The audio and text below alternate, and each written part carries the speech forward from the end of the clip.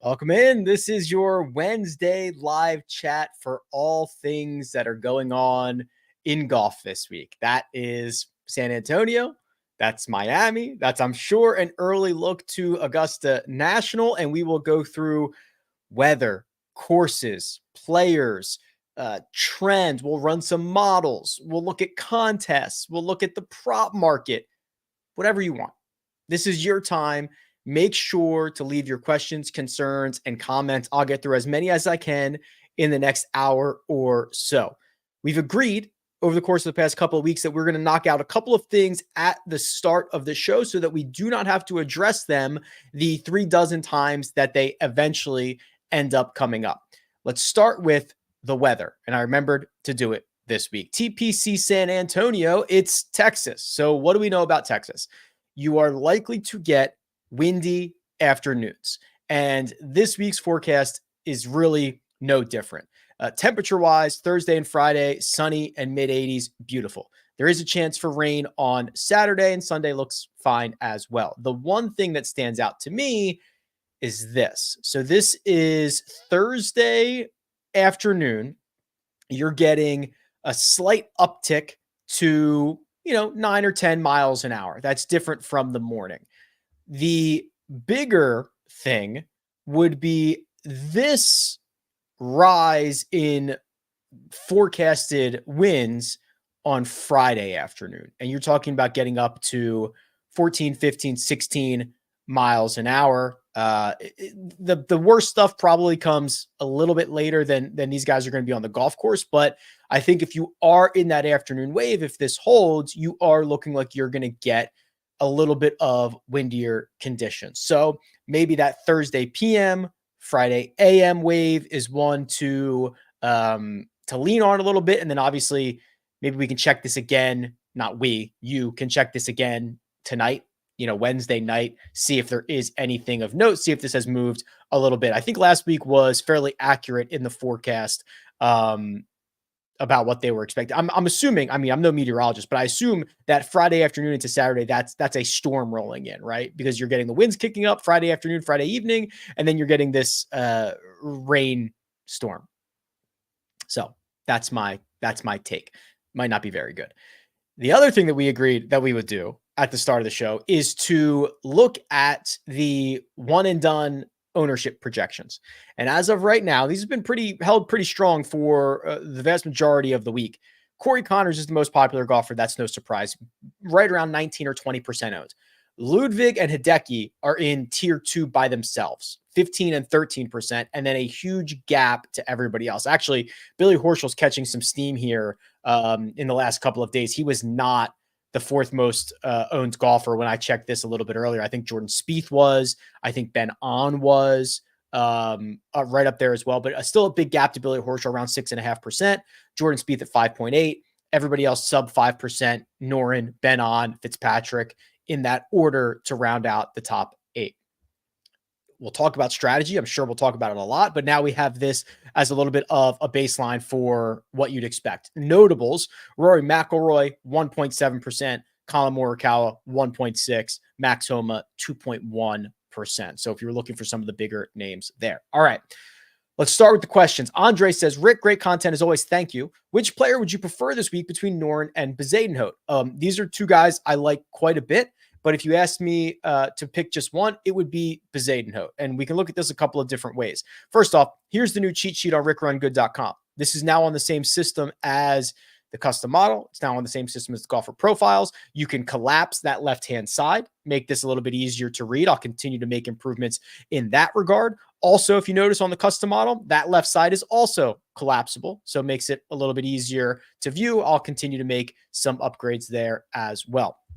I see Bezuidenhout as trending in the right direction, somebody who is squeezing the most juice out of his game right now, right? I've said this a lot in the last couple of weeks. Already a really good putter, now one of the best second shot players that we have on tour. This is a very rare thing to start doing, and these are two very high upside skill sets. If you throw a lot of darts and you make a lot of putts, you have the ability to go really low. Noren has just been a little more consistent, and it's not a bad thing. He's just been a little bit more consistent. He gains throughout the bag. He's putting together a couple of really good weekends. He's got 3 straight top 20s. Both of these guys, I think, are really good options. However, Andres asked me to pick one.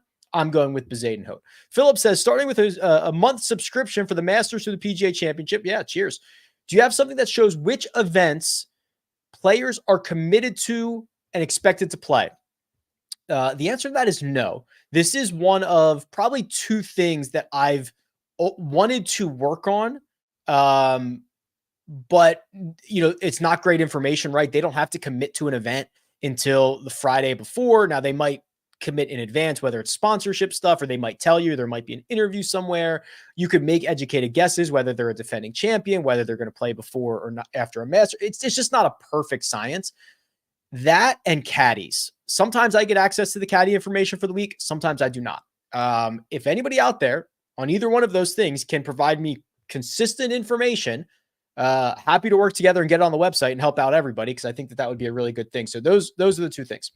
Hey, Rick, my goal is to try to find you and say hi on the grounds of Augusta next week. Yeah, that would be awesome. And from what I understand, it's going to be very difficult to meet up with people because of lack of cell phones. But I've told others, if you see me, grab me, say hello, right? And also keep an eye out for the CBS Sports. I think we're going to have a camera somewhere. I'm not sure where it's set up. We're definitely going to have a camera somewhere. I just don't know where it's set up right now. If I find out, I'll share that information, but looking forward to seeing everybody out there. Who would you take this week? Dylan Wu, Justin Lauer, or Sam Stevens?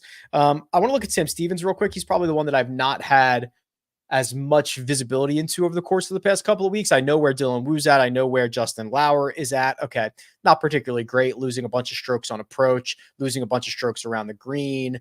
I'm assuming my answer is probably going to be Dylan Wu here. I know he's priced lower than he should be, and he's at least making cuts. Let's see if that is still the case. Yeah, I mean, he's made 4 of his last 5 cuts. 3 of those were top 26 finishes. The ball striking is there. He is has a wide range of skills with the putting. Sometimes he loses 4, sometimes he gains 4. That's okay by my standards. So Dylan Wu is the guy. Do you think that Mac Meisner is a viable option at $5,300? Just looking for a cheap guy to make the cut. Let's look at him. Obviously, he popped up a couple of weeks ago. What was that? Valspar, I guess. And then missed the cut at the Houston Open. He is a little bit reliant on the putter. If we go and look on the cheat sheet here, and let's just go to sub $6,000 golfers and get this tab out of the way and sort by best players in this field. What do I have here? Last 36 rounds. Patrick Harrington's up there because he beats up on the Champions Tour guys. Actually, let's do this. We'll do the global view so that we can actually get and see all these different tours. So if you look at Harrington, right, misses the cut at Houston Open, but he wins on the senior tour, finishes T14 on the senior tour. So you're looking for somebody who's playing a little bit better. Chan Kim's at least making a lot of cuts, right? Hasn't missed a cut since Mexico. If we want to go back farther than that, we can add, let's go 10 starts in here and get this sidebar out of the way and see what Chan Kim has been up to there. Yeah, hasn't missed a cut since the Farmers. How cool is this cheat sheet, by the way? Right? Like I love this thing. I love the ability to add more events, add more history. I'm obviously quite stoked about it. Boy, I think this comes down to 2 people for me. I think it's either Joe Highsmith, who had the 6th at Puerto Rico and the 21st in Houston, or Aaron Baddeley, who I think is 5,900. Is that right? Yeah. And I mean, he's got 4 top 25s in his last 6 starts. He's played this event a ton. I'll pull up his Valero history here. My brain is already wired.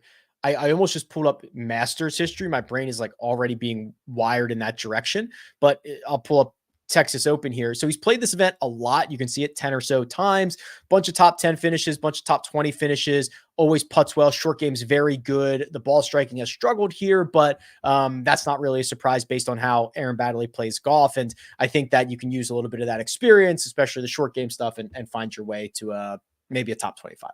Thoughts on EVR and McNeely? McNeely's the guy that, quite honestly, I've been quite high on in 2024, and I don't have any reason, and it's relative. I don't have any reason to kind of go away from that, right? He's driving it beautifully again. He's healthy for the first time in a while. Still one of the great putters that we have on the PGA Tour. Just has to get those second shots dialed in, That's not an easy task, but he's good enough to putt his way and drive his way to some top 15 finishes. And that's what he's already done in 2024. So I think he's been great.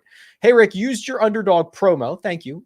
Code is Rick. There's a link in the description. You get a $100 deposit bonus. It helps me a lot. Thank you. I'm looking to target the overs on par 5 scoring. Can you sort the field by worst par 5 scoring? Thanks. Yeah, so probably a couple different ways we could do this. We go to Holy Grail stats. We could go to scoring, and I think I've got, par 5 scoring average here. We will sort it by the worst golfers in the field. Kisner, Lucas Glover, Callum Tarrant, Ches Reavie. I don't know if these guys have props on underdog right now. They usually go for the bigger names. So let me see if I can sort this by salary and give you guys that are not necessarily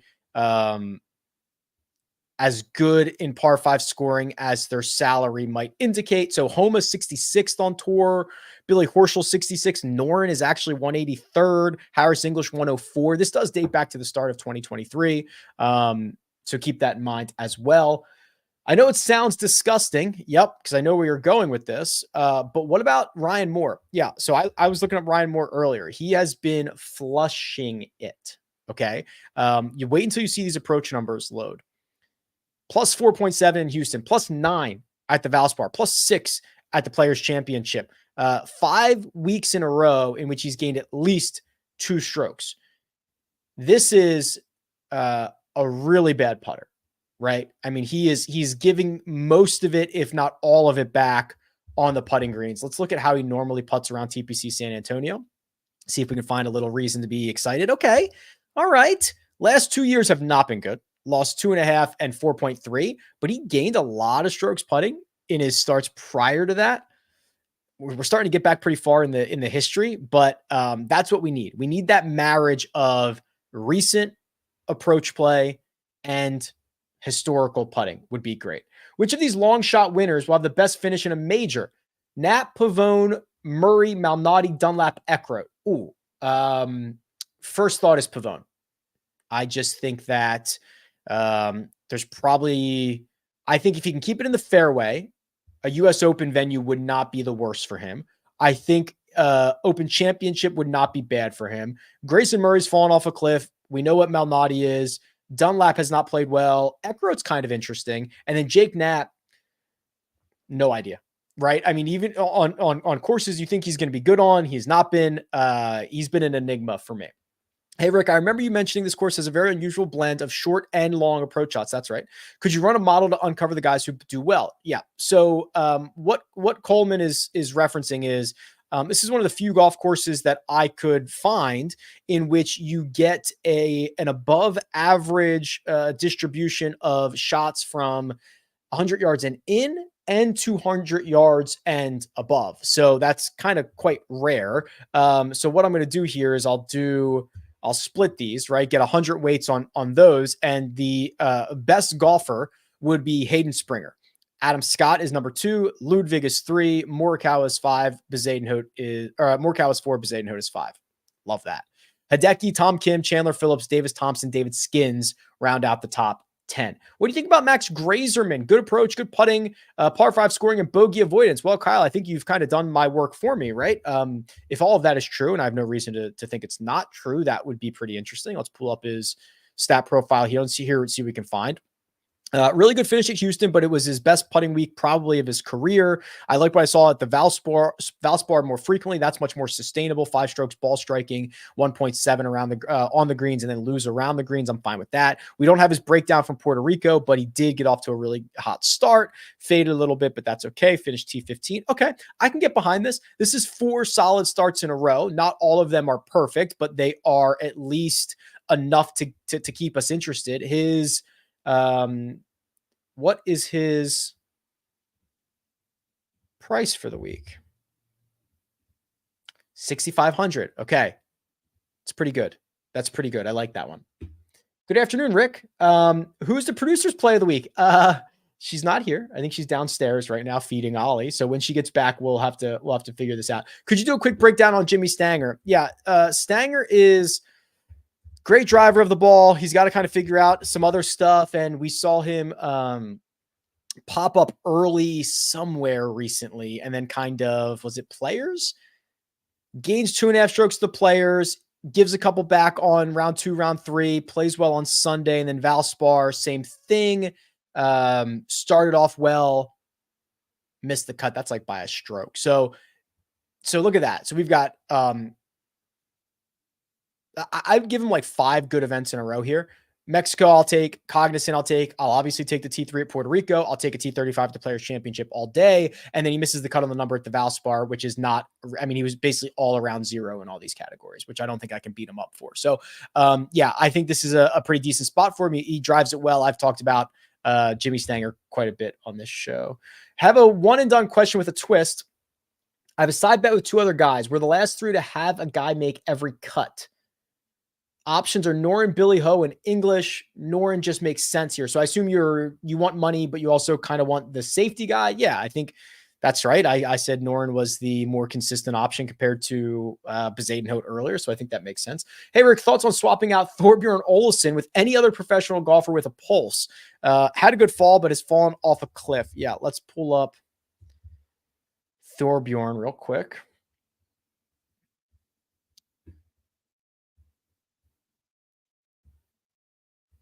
Yikes. So, yeah, this isn't great, right? He's never been a great driver of the ball. And if he doesn't do everything else well, he's kind of in trouble. The PGA Tour has beaten him up this year. So I think that is cause for concern. Maybe take a wait and see approach on Thorbjorn. Who would be a good first round leader? You got cut out last week and I didn't get an answer. Oh, I'm sorry about that. Well, let's do it this way. What do I want to do here? Strokes gained by round. Last 2 years, round 1. And let's do it globally, right? We can do all of these. See who gains the most strokes to the field. Oh, wow. Toasty. Alejandro. Maybe he gets off to another hot start. So last couple of years, I mean, he's a consistent 3-4 stroke gainer in round 1. Half of those are Korn Ferry Tour events, but he did it in Houston. He did it at the Valspar. Rory Ludwig, no surprise there. How about Rio Hisatsune?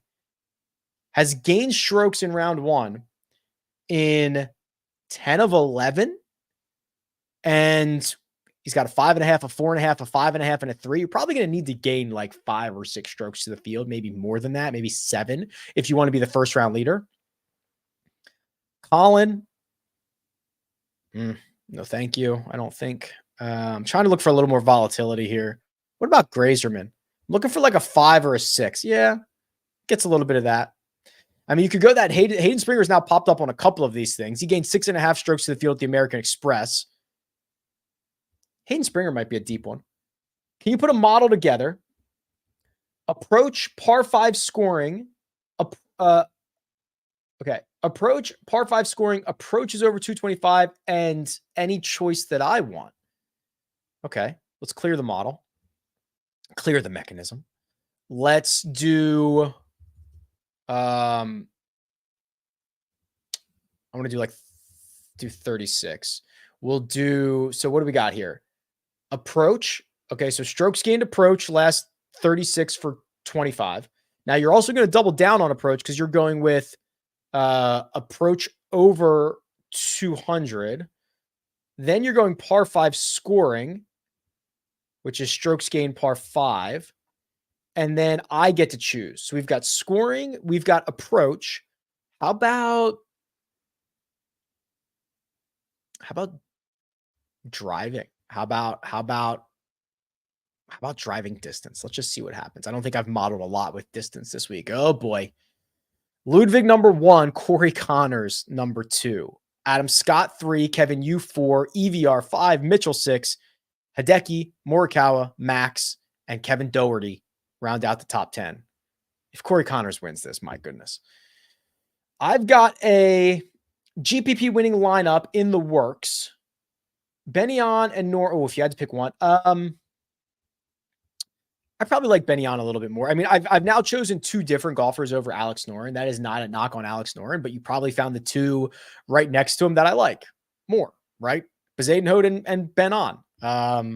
Ben's been great. We know what Ben's going to get. He can putt well now. He's been great in signature events. I have no problem with that. Can we try out some LIV strokes gained? Okay. So yeah. So let me talk you through this here. So I did add LIV strokes gained to the website. So I've got, official access to the LIV data feeds. I've had to go through. I will tell you, these should be references, in my opinion. I'm not quite ready to call these gospel yet. They're going through a data transition, or so there was like Tucson wasn't in here. There were a couple of events where like 10 or 12 guys were just missing their strokes gained stuff or their shot by shot stuff. Everybody was missing around from Greenbrier. So it was just a little bit off. And the way that they calculate strokes gained is different than the way the PGA Tour calculates strokes gained. So with all that being said, these are absolutely reflective of the way they're playing, right? If you see a guy who's crushing it off the tee and struggling to putt, if you go back and watch highlights or click through shot, I've gone through thousands of shots of this data feed. It is definitely reflective of how they're playing. To compare this directly round by round to a guy on the PGA Tour, probably not a great idea at the moment, but this is quite reflective of how they've been playing.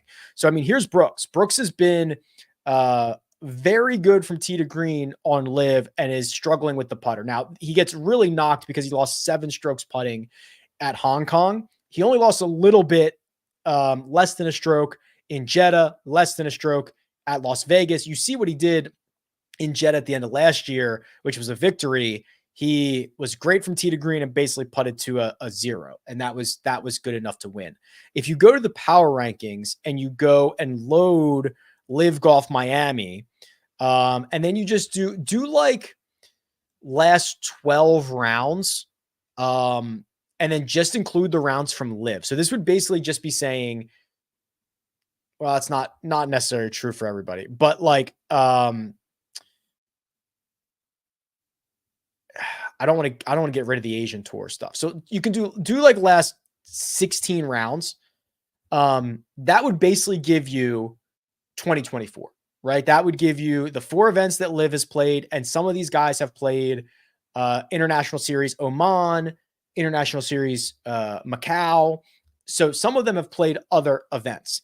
So this is reflective of that. So Joaquin Niemann has been, the best player on LIV in 2024. He's gaining nearly 3 strokes per round. David Puig and Carlos Ortiz, well underpriced and overlooked for this week. Both have been great. I've made a couple of bets this week for LIV. I bet Carlos Ortiz. I got him at 33-1. I saw that there was a 40-1 out there at some point. Louis Oosthuizen's been great, but there's only 4 guys that are gaining over 2 strokes to the field: Niemann, David Puig, Carlos Ortiz, and John Rahm. And then if you look at this from a salary perspective, and again, the data it's a little wonky here. I mean, I'll be the first to admit that. But you'll see like Rahm driving it awesome. His hands are great. He hasn't even putted it all that well on LIV. Cameron Smith, kind of the opposite, right? He's gaining a half a stroke putting. He's probably the best putter on LIV. So, I mean, this does absolutely line up. Adrian Meronk has been well-rounded and good. I think he got off to a slow start for his LIV career. Let me just pull him up real quick. I think he got off to a slow start, maybe 1 or 2 events, and then he started to pick it up after that. Yeah, 47th in Mayakoba. Then he's got 3 straight top 15 finishes. His stuff goes back to Dubai. I mean, I could see Meronk. I don't know if I can see him winning this week in Miami, but I think he could certainly be interesting. The other thing is, as if there wasn't more to consider, there are guys in this field who have played at Doral, right? I mean, this used to be on the PGA Tour schedule. So what you could conceivably do is go to the Holy Grail, fire up the LIV field, type in, well, we got to get the year filter out, type in Doral. Now they haven't played there since 2016. So keep that in mind. But there are golfers, especially the older ones, who've played a lot of rounds here. Bubba Watson's played 24 rounds, 1.85 strokes gained at Doral. Schwartzel, he's only $6,800. He's played well there. DJ, he's obviously much more expensive, has had great success. He won the WGC Cadillac there in 2015. I mean, so there's there's like a lot of just data crumbs when it comes to live for this week, and then trying to figure out how best to allocate those is, that's kind of the execution that you're going to be asked for. I imagine, and I don't, I've exchanged emails with the live data team. I think that this stuff is probably going to get better and more complete over time. I'll update you on that as we go along here, but I'm comfortable right now to say what's on rickrungood.com is about 90% complete, and it's a very good reference. That's the way that I would say that. And I think that's fair, and I want to share it with you if I have it. Hey, Rick, Rick, one good question. Rick, quick one and done question. Pool Genius is proverbially shouting. I don't know what that says. I'm sorry. Slid rigm. I don't know what that says. Am I crazy for loving Fowler and Tom Kim this week with their price tag and low ownership? Okay, so let's go back here. Let's go back. Let me get everybody back in the field here. We'll get Rory back in the field. Tom Kim, I believe, is in the $8,000 range. He is 8,100. Ricky Fowler at 8,000. Notice that the ownership is now coming in to the cheat sheet now. Tom Kim about 8.2 projected ownership. Ricky Fowler 4.9. I'm not quite there on Ricky yet, right? I just think there's still a lot of things that he needs to iron out. Tom Kim, though, he withdraws because he was ill. His results have been okay this year, but what do we know? A ton of upside. If he can putt, he gets the putter rolling. He is a Texas resident now, low ownership. He and Russell Henley, I think, are pretty good options at the bottom of the 8K range. Russell Henley is a better putting Corey Connors, right? I mean, both are going to hit a ton of fairways. Both are going to be pretty strong on the second shot, and Russell Henley can actually putt, and Corey Connors cannot, although Corey Connors gained, 2 strokes putting last week. So if you're looking for that kind of like cheaper pivoty off of Connors, I think Henley's a pretty viable option because we haven't seen him since the Players Championship. He missed the cut. He was 14% owned that week, probably left a lot of people jaded. Everybody has forgot about Russell Henley. That's my take on Russell. Having trouble finding out what to do at the top of my lineups. Do you prefer playing 2 guys above 10K or skipping the 10K range entirely? Boy, if you play 2 guys in the 10K, you're really short after that, aren't you? So what, if you played Hideki and Ludwig, you'd have to dip down pretty low. I don't think I love the 5 and 6K range as much. So if those are my only 2 options, Tyler, I would skip the 10K.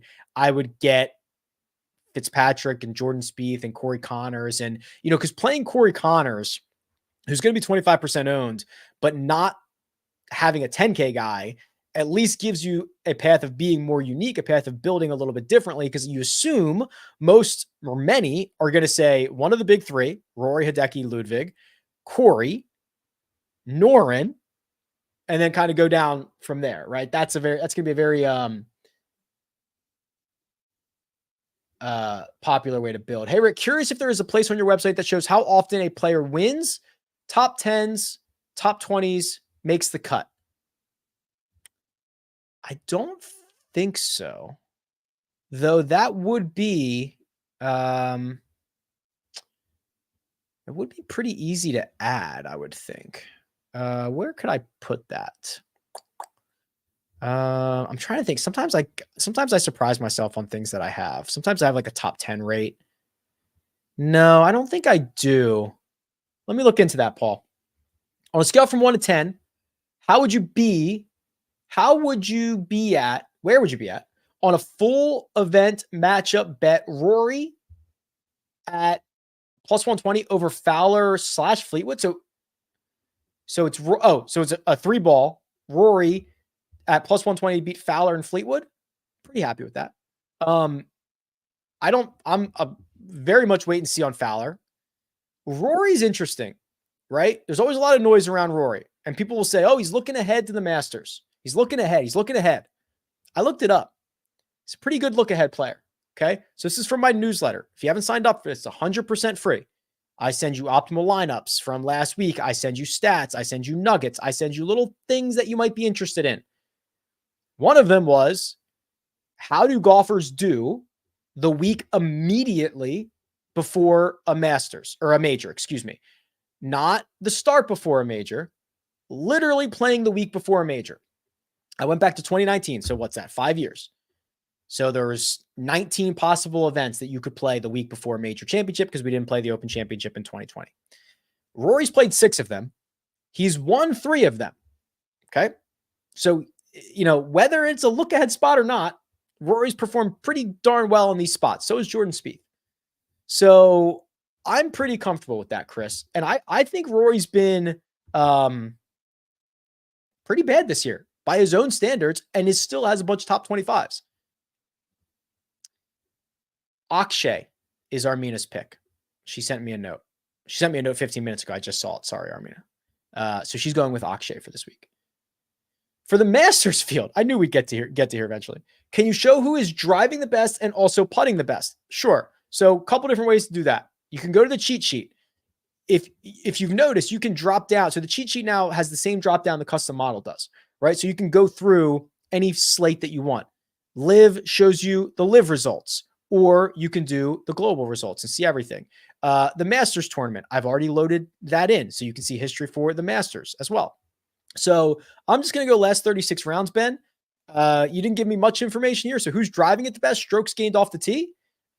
These numbers are, again, I don't know if you should be comparing them apples to apples because there are 7 golfers from LIV who are driving it better statistically than Scottie Scheffler. I'm just giving you the data that they're providing and they're calculating. But it would be Neiman, Bryson, Dustin Johnson, Sergio, Bubba Watson, John Rahm, Brooks Koepka, Scottie Scheffler, Rory McIlroy, Adrian Meronk, Victor Hovland, Xander Schauffele. Guys that are putting the best. Matthew Pavone, Peter Malnati, Nick Dunlap, Sahith, Sam Burns, Nick Taylor, Adam Scott. Hopefully that's helpful. This is the world we live in now, right? We've got tours with different data.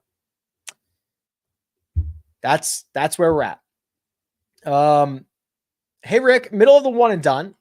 I'm between Glover, Bez, Norin, and Keith Mitchell. I would go Bezadenhout. I would go Bezadenhout, Norin, Glover, Mitchell. Pool Genius spits out Spieth and Hideki for all of my pools. I'm nowhere near cashing, and they are 1 and 2 in projected ownership. How to handle alternative. Spieth is not. Spieth's going to be like 5% owned. Okay. I would play Spieth in that situation because you've got Hideki, who will be like the 3rd most popular golfer. I will tell you that the majority of my one and dones, which I think I'm in 12, I'm playing either Spieth or Matt Fitzpatrick. So that tool that's being referenced here, it's a Pool Genius tool. There's a link in the description. You can get a free trial for it. It allows you to put in your scoring, how many people are in your league, and then you put your picks in, and based on who you have left and results in the future value and all that stuff, it gives you a short list of golfers. So this is my list for this week. I still have Rory, but I should not use him because this purse is too small. I've already used Ludwig. I've used Max Homa, so they're checked off. So if I sort this by my grades, Spieth, Corey Connors, Hideki, and Matt Fitzpatrick are my 4 best options. And then it goes down from there. Spieth's implied win percentage is better than Connors and better than Hideki. He's going to be like 5% owned. That is why the tool loves Spieth, and rightfully so. Again, this is a tool that I flew to Denver for this offseason and consulted with these guys. So we worked very closely on it. And in fact, I actually just got an email from their CEO. I didn't get to read the whole thing, but he was saying they are releasing I think he said a major championship tool and a majors tool or major and masters tool. So I haven't seen what it is yet, but I assume it's, there's a lot of people who play major championship pools or masters pools. I assume it's going to take a lot of the same logic and give you kind of more optimal selection. So that's, there's a link in the description. If you want to sign up, you get I think there's a discount. There might be a discount. I think there is, maybe. And then there's definitely a free trial, but it's well worth it and something that I enjoy. So yeah, like I said, I have probably 90% Spieth and Fitzpatrick, and I sprinkled in Hideki, and I believe those are the only 3 that I've picked this week. This is interesting. Thoughts on going back to Chandler Phillips? Let's find him. Great mustache, easy to find. Houston was fine. Valspar was great.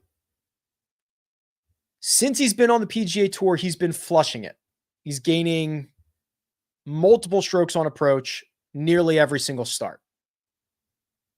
Why are his finishes not better? Right? 5, gain 6 on approach, gain 4.5 on approach, gain 3, gain 5, gain 3. He's only got one top 20 in that stretch. He really loses strokes off the tee. His short game's not very good, but it's better. This is kind of an enigma, right? He should have better finishes. Is this like the Pythagorean Major League Baseball standings where it's like, here's their record, but here's what their record should be? This is he's either like getting unlucky. I don't know. This doesn't add up to me, quite honestly. So I think it's a buy. I think these are better stats than finishes, which is kind of weird. So yeah, we're going back to Chandler Phillips. Let's talk pivots. So we'll go to the cheat sheet here, and we got to get back to Valero. We'll look at pivots. So the top 3, no surprise, are all like 26% owned or more. The pivot in the 10K range is Colin Morikawa. I'm not sure I love that, right? So maybe there is not a pivot in the 10K range. Maybe the pivot is you don't play anybody in the 10K range, or you play 2 guys in the 10K range. Hard to trust Colin right now. The 9K range, we are getting a ton of Corey Connors. No surprise there. 24%. A little bit of love on Homa. A little bit of love on Spieth. I mean, Fitzpatrick's my favorite, right? We can deep dive Fitzpatrick here. There's an argument to be made that you can write off a lot of his recent results because of this stupid weight in his putter, in his grip of his driver. And he takes it out, and all of a sudden he gains 4.5 strokes off the tee, which is kind of what he was doing last year when he was playing so well. I'm willing to buy, on a small sample, a major champion in this field. So Fitzpatrick to me is my favorite pivot.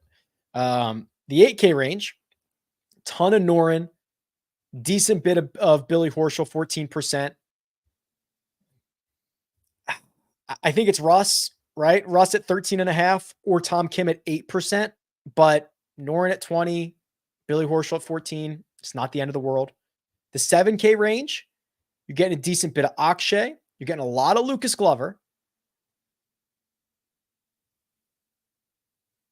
How about, Victor Perez would be my favorite. He's about 7%. Victor Perez at 7,100. That's my favorite there. The 6K range, decent bit of Adam Schenk, 6%. Matty Schmid, 6%. You should probably eat that chalk. Not a ton of pivot opportunities here. Bud Cauley, 1.2% would probably be my favorite. Then the 5K range, David Skins is up to 2%, but that's about it. Interesting. Okay, cool. The Eric Cole train has slowed. Yeah. Agreed with that. Let's take a look at what he's been up to. Just miserable off the tee. The rest of it's pretty in line with what we would expect, right? And he's not like a great driver anyway. This isn't that far off from his normal stat profile. I wish he'd keep it in play a little bit more, but I don't think it's a huge deal. He's pretty good from some of those longer proximities. I'm a sucker for him. Also, by the way, I don't know if you noticed this, continue to make as many upgrades as possible. Added back in the putting surfaces, added back in the course table. You guys beat me up for that. They're back. Rick, I just joined Pool Genius for one and done. Love the site. That's cool. Do you happen to know when they're going to add ownership? No, but like I said, I just got an email from my guy, so I'll ask.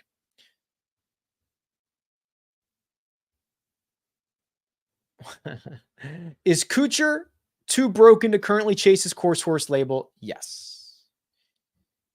My betting card this week, and as always, Aaron, don't let me spend your money, spend your own money, is as follows. I've only bet 2, Hideki at 18 or 20 and Bezuidenhout at 50. Those are the 2 bets I made. I've tried to keep it a little bit tighter this year.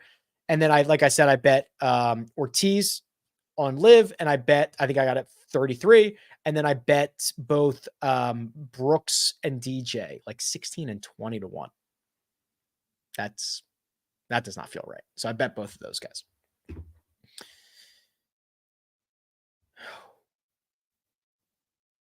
Are there any stats for off the tee by player height? No, I could pull it, but it would take me too long for the live show. You should watch. I'm actually, for next week, I'm working on a ball speed versus weight stat. Check out my newsletter for next week. Best putters on this course out of those who are playing. Okay, we can do that, Darren. So here's what we're going to do. We're going to go to the Holy Grail. We are going to go to this field, Valero. We're going to say the course should be TPC San Antonio. And then we are going to sort this by strokes gained putting. And we're going to look for guys with a decent sample size. Denny McCarthy, 14 rounds, 0.9 strokes putting per round. No surprise. How about my guy, Aaron Baddeley? Mentioned him earlier. 0.89 over 36 rounds. Brendan Todd, Jimmy Walker, Charlie Hoffman, Troy Merritt, Jordan Spieth. I'm just kind of hitting the guys that are the best putters with sizable samples. Wyndham seems like he's got the moxie to win the Masters. Agree about the moxie. Can you believe that Wyndham Clark, the 4th ranked player in the world who has like 3 signature event wins, including a major championship, is making his Masters debut? Is that stunning? So I worry about that because there's a lot of experience around Augusta National that's required, but that's pretty stunning to me. Initial thoughts on JT leaving Bones? Probably overdue, right? That did not go the way they thought, right? It's been a couple of years now, and they thought the wins were going to be rolling in from Justin Thomas, and they did not. The biggest win, the PGA Championship win, was, a Mito meltdown that maybe JT doesn't even get the chance to if Mito doesn't kind of punt that thing away. I think the timing is very interesting. The week before the Masters, Bones has got a ton of experience around there. I'll be interested to see who is on the bag. I think the bigger thing, though, if you're Justin Thomas and you're looking for a shakeup, and I hate to say it, maybe look at your dad. I just don't love it when the family coach dynamic is very difficult to pull off at the highest levels. And if you're looking for a massive shakeup, I'm not sure Bones the week before is the one. Now, again, I have no idea what happened. I'm blatantly speculating, but whatever. What did we miss with Malnati the week before the win? Yeah, so this is probably a good exercise to get into, right? Is there something that pointed out Peter Malnati was going to snap off and win the Valspar? And I would say no, probably not. He had a good finish at the Cognizant, but his Valspar week was the best driving week of his last couple of years. It was his best putting week of the last couple of years. It was the 5th best approach week of the last 2 years. So no, I think sometimes golf happens, right? And a guy has 3 different areas of his game be ceiling weeks. I'm not that worried about missing out on that one. Love the new cheat sheet. Thank you. What golfers who play well or win stamps their ticket to the Masters? So if you win and you're not in, you're in. That's the only way to get in now, right? The top 50 in the OWGR, that ended last week. So the only way to get in, if you're not in right now, is to win. Yeah, I do want to do Tommy Fleetwood. So it is kind of crazy that we're 45 minutes into this. He's one of the most expensive golfers on the slate, right? He's $9,200 and just hasn't really come up. His 2024, at least on the PGA Tour, has not been has not been very impressive.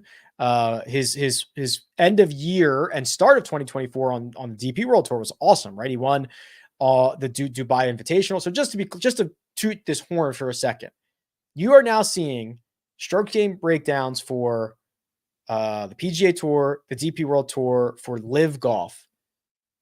I don't know if there's a better ad for rickrungood.com, right? Go sign up, giant database for golf betting and fantasy. Like that's crazy to me that how far this has come. I hate this. I hate losing strokes on approach at the rate that he has. Some of these I can write off. If you lose 3.3 at the Players, fine. We know he dumped a bunch in the water at, I believe, number 6 at Bay Hill in round number 2. So fine. Give him 6 strokes back there. Was still bad in round 1. Wasn't good at Riviera. Wasn't good at Pebble. Wasn't good at TPC Sawgrass. That's far away from his DNA, which makes me a little nervy. A lot of questions about Matt Kuchar. I understand his course history is great. I just don't think I want anything to do with him, right? I mean, even when we saw him get off to a really hot start recently, I mean, he just gave it all back. What was it? Valspar? Was it the player? I mean, he was like literally, it might've been the Players and he still missed the cut. He was like 4 under par through 6 holes and he was over par by the 14th or something. It's just bad. But I get what you're saying. Like I know he has good history here. If I go down to his courses, it's probably one of his best courses. It is 1.78, best course on the PGA Tour for him. But I believe we are well removed from that. What's the best piece of advice for brand new fantasy golf bettors? Just do what you think is right. It's really hard to predict. I am maybe only slightly better than you are at it, right? Just because of how volatile it is and how many different outcomes there are. This is not tennis where one person's going to win a match, one person's going to lose. There are countless ways a golf tournament can go and a lot of things that the players don't control, which is even more things that you don't control. And just play with what you can afford to lose.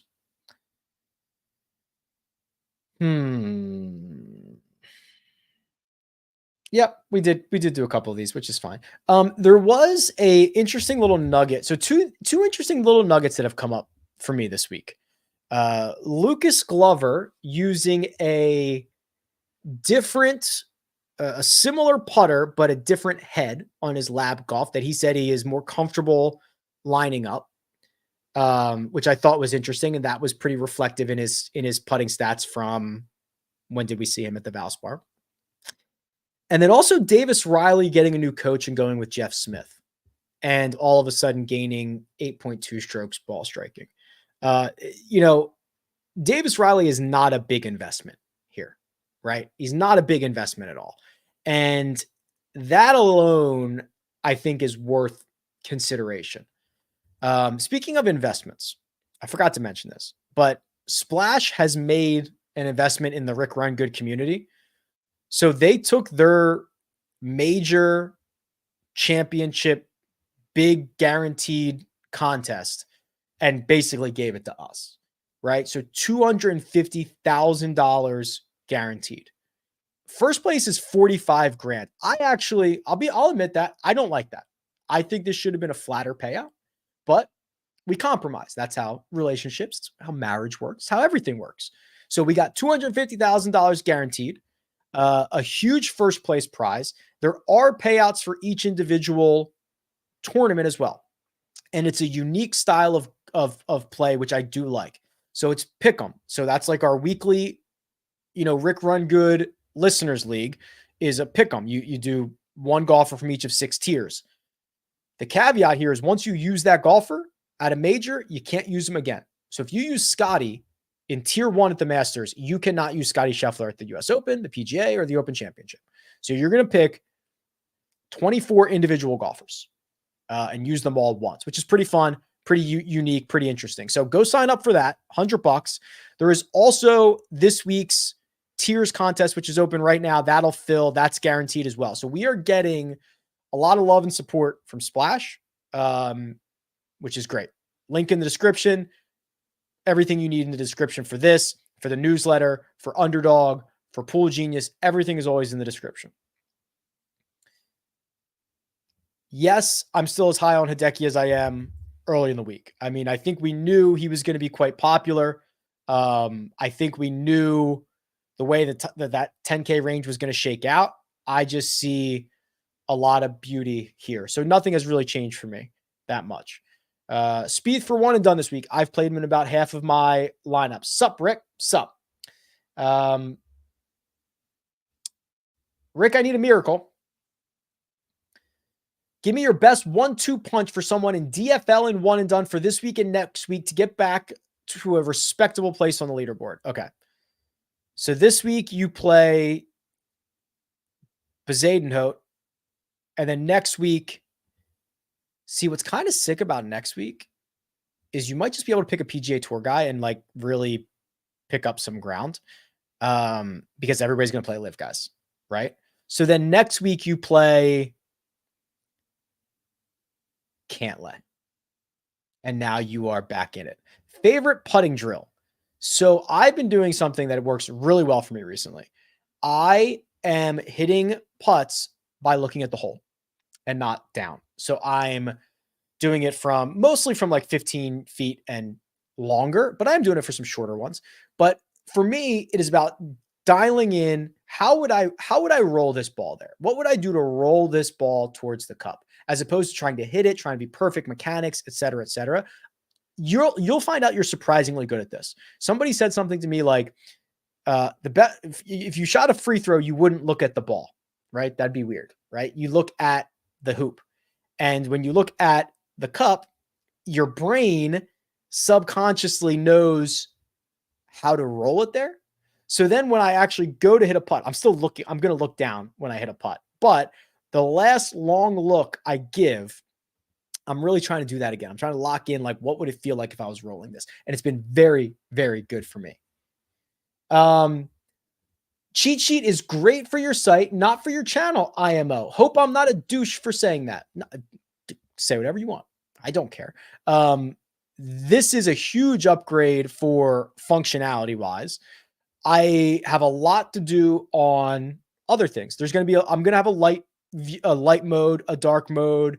I've got some things in the works. Listen, everything is a process, but this is a big step forward functionality wise. And the legacy one is it? Yeah. And as Armina said, that legacy cheat sheet, if you like that, it's still available, right? You can go check that out. But if you're just viewing on a TV, I get it. We'll get there.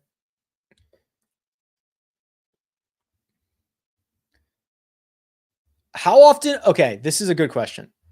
How often are you updating your best ball rankings and data for the majors? So I've been trying to do it every single week. I will admit it has gotten away from me. But I have to do it this week because on Saturday, I'm doing a major championship marathon of drafting. So what I'm going to do is I'm going to sit here on Underdog and I'm going to go to the Albatross, which is a $10 best ball majors only. So you draft golfers for just the 4 majors, and I'm going to draft as many teams as I can. And I invite you to come join. I've got some ideas. I've got a wheel that I'm going to spin that is going to give us some rules or some things that we have to accomplish or whatever. And we're going to have a lot of fun. So that'll be live on YouTube. So that's Saturday, live on YouTube. At noon. Why did you say that? Did I not say that? No. Oh, live on YouTube at noon. Noon Eastern? Noon us. So 3 Eastern. So the same time you're doing this on Saturday. And I want to just get as many teams as I can. So I'm going to update those best ball rankings. I'm going to update the qualifications. So this Albatross is going to pay pretty good. $50K to first. $10, $50K for first. You don't have to set lineups. You just draft, and then whatever your best players are for each major, it credits you those.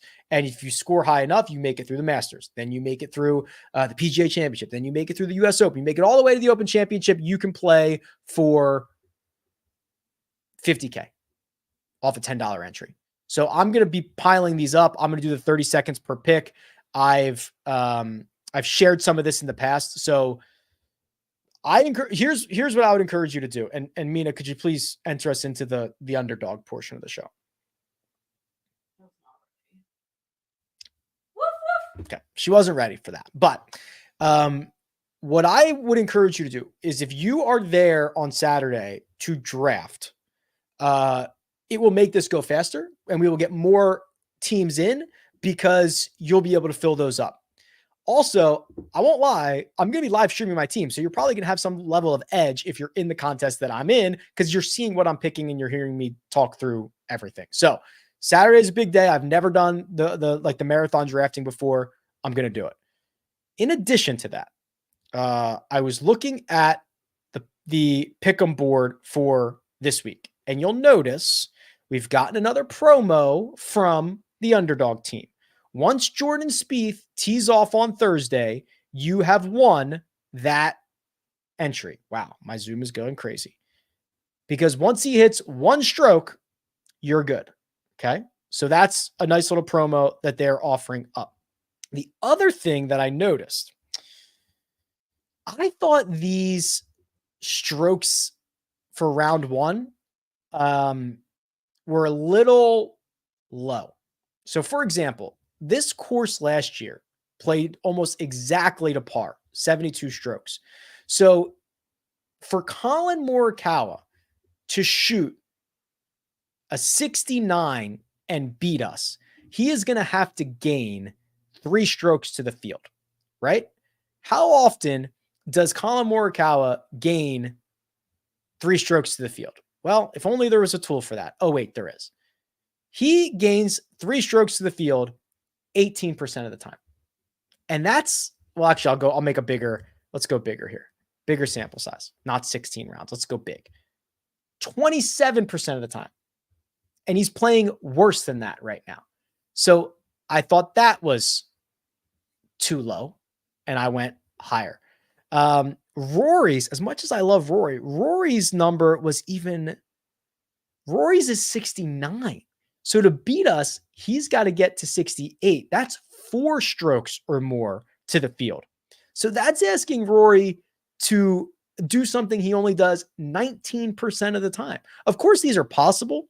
I just don't think that these are set super great if we're using last year's numbers. Now, you could argue those are irrelevant. I think they're pretty good, and they've been pretty good over this year. So I opted for a handful of these higher on strokes. I also took a couple of flyers on guys that I like for first round leader. The better part, this is better than doing first round leader wagers, in my opinion, is you're getting odds on these top 10 after round one. So how many times have you picked a guy for a first round leader and he finishes third or second, or you get sniped or whatever?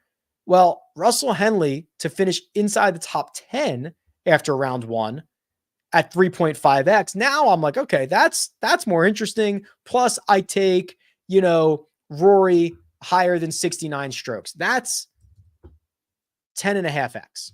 Okay. So that's 100 returns 1050. Now I've got to get Russell Henley to play well, but he's only got to finish inside the top 10. It's not like he has to be the first round leader. So I do like, basically, it's finishing positions for the first round for some of these. Same thing, Hideki. 2.5x to finish inside the top 10. They also have the other side too, I think. Some of them do. Some of them have like leaderboard position worse than that, and their odds are different. But a lot of good options, and a little birdie has told me there's going to be a lot more for the Masters, like Amen corner props, which have been very consistent over the years and very fun and very interesting and things of that nature. So go sign up for Underdog. Get your deposit match. Code is Rick. Link is in the description. Join me on Saturday. Let's bang out as many of these drafts as we can and get everybody all situated for a 50K prize. One of us should win the 50K. That's what I think should happen. I think one of us should win the 50K. All right. Everything you need is in the description. What do you think happened to JT and Bones? What happened to Tiger? He wanted to do one event a month. Yeah, I don't know. That I always thought that was kind of aggressive, right? What was he going to play? The Riviera, the Sawgrass, Masters. Maybe he will after the Masters, right? Maybe he thinks it's just more important to be healthy going into the Masters. I don't know. What's your favorite hole at Augusta National? Dude, all of them, but 2 I love. I love if you hit a good drive, you can get down there the way everything funnels. I am beyond excited to see all of this stuff in person. I was sending an email to somebody today, like, I think I know that golf course very well, and now to see it for the first time is going to be like an out-of-body experience. It's going to be nuts.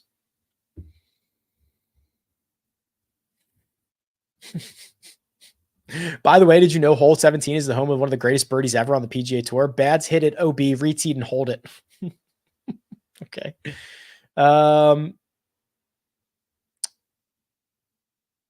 Deep dive on Goddard.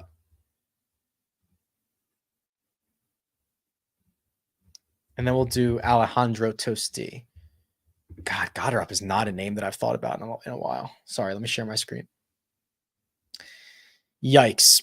I mean, he's lost 11 strokes on approach in the last 2 weeks. He doesn't have a top 30 on the PGA Tour this year. Man, no, not for me. Alejandro, though, look at the way he drives it. Look at the way he gains strokes off the tee. Oh, yeah. And that's consistent, right? That's since the start of 2024 when he became like the full-time member, right? That is really, really good. The rest of his game is all over the yard. We have seen him hit it well at times, and we've seen him putt it well at times, but he's never put them together like he put it together in Houston. So I do think it is unlikely that he has like another top 10 just because of how the stat profile works. But I think he's got a pretty decent floor because he drives it so well, right? It's like Rory. Rory's got a great floor because he drives it well. Alejandro is not Rory. Let me get that straight. But that one skill set in which you have a perfect lie every time, right? Think about that. That's why it's so predictable. You have a perfect lie every time. Everybody plays from the same exact spot. It is all as why off the tee is so predictable. It's a great floor. It's a great floor to have. So I think he finishes exactly T22 this week. Amen Corner will blow your mind when you see it live. You might shed a tear. I think I might. I think I literally might cry. If I'm at Augusta National and it's golden hour and the sun's setting and casting long shadows, I might cry. I might.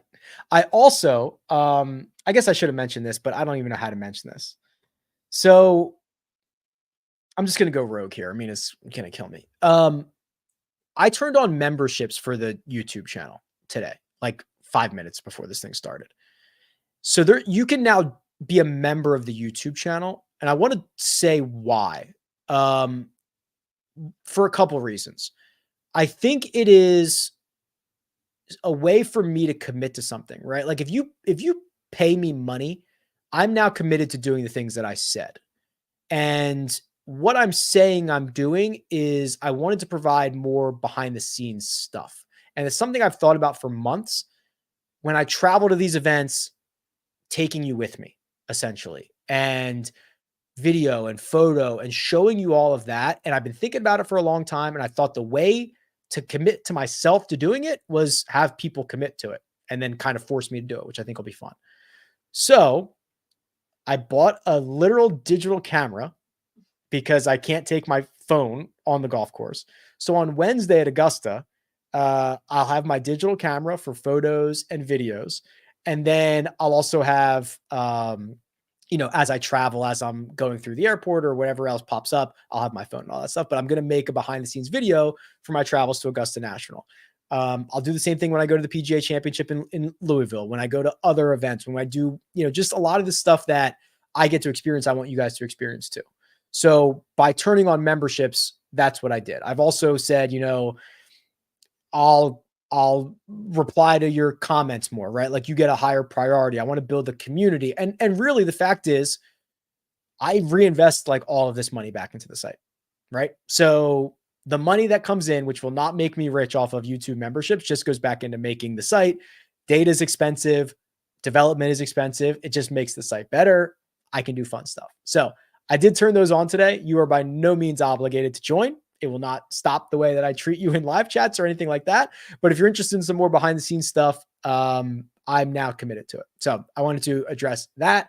I'll probably put it in my email newsletter or something at some point, maybe next week. I'm sorry. You can sign up now by clicking join. Yeah, there's a join button. You guys will find it. I don't want to give the hard sell. Okay. I think that's going to do it. I'm very hungry. And I want to go eat lunch. So I will remind you all that we are going to be at the Masters very soon. Go sign up for rickrungood.com.